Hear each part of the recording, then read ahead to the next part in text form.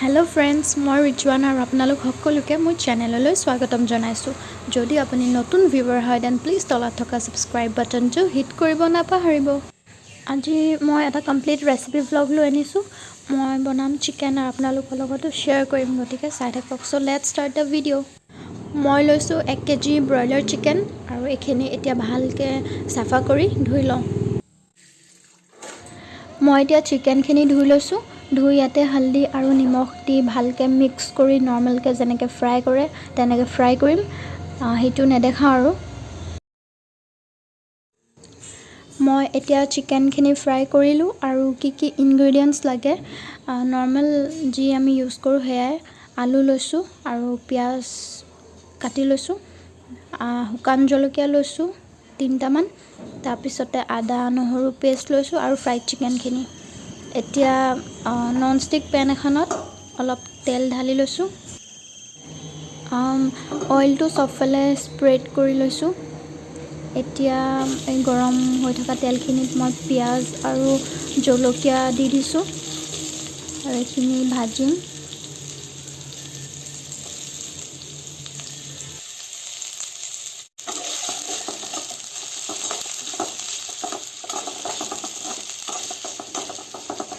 এতিয়া এইখিনি half cook হ'বলৈ দিম আৰু ইয়াত কাটি থোৱা বিলাহীখিনি এড কৰি দিম।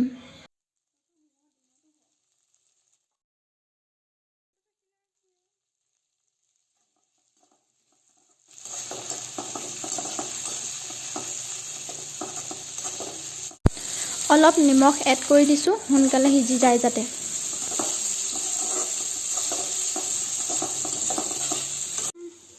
এতিয়া এইখিনি হাফ কুক হৈ গ'ল আৰু এইখিনি এতিয়া মই এটা মিক্সি জাৰত গ্ৰাইণ্ড কৰি ল'ম, এটা ফাইন পেষ্ট বনাই ল'ম।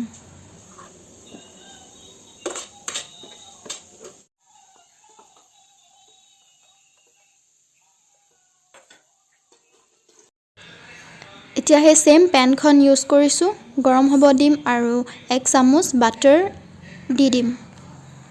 বাটাৰখিনি গৰম হোৱাৰ পিছত ইয়াত মই অলপ কাশ্মীৰী লাল মিৰ্চ পাউডাৰ 1 চামুচ দি দিম।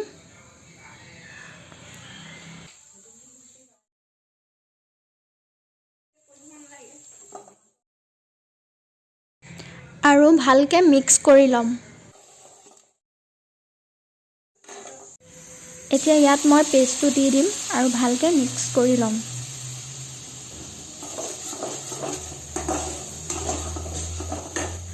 অলপ পানী এড দি দিছোঁ যাতে তলত লাগি নাযায়। এতিয়া ইয়াতে অলপ আদা নহৰু পেষ্ট দি দিম আৰু এইখিনি ভালকৈ মিক্স কৰি পিনে আদা নহৰুৰ যোনটো গোন্ধ সেইটো যাবলৈ দিম।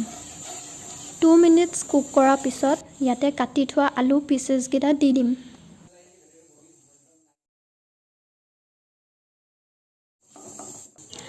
এতিয়া মই ইয়াত দিম 1 চামুচ হালধি পাউডাৰ, 1 চামুচ ধনিয়া পাউডাৰ, 1 চামুচ গৰম মছলা পাউডাৰ আৰু দিম 1 চামুচ চিকেন মছলা।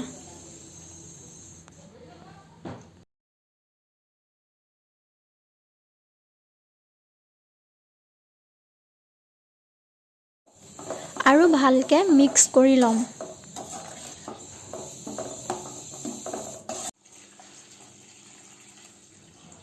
অলপ গৰম পানী দি দিছোঁ আৰু ফৰ 10 মিনিটছ ফুল ফ্লেমত সিজিব দিম।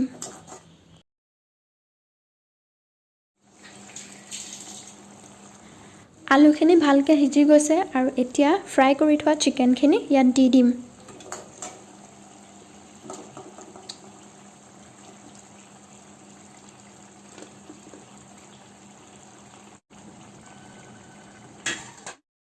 এতিয়া এইখিনি ভালকৈ মিক্স কৰি ল'ম আৰু 10 মিনিটছৰ কাৰণে ভালকৈ সিজিবলৈ দিম আৰু 10 মিনিটছৰ পিছত আমাৰ ৰেচিপিটো ৰেডি হৈ যাব।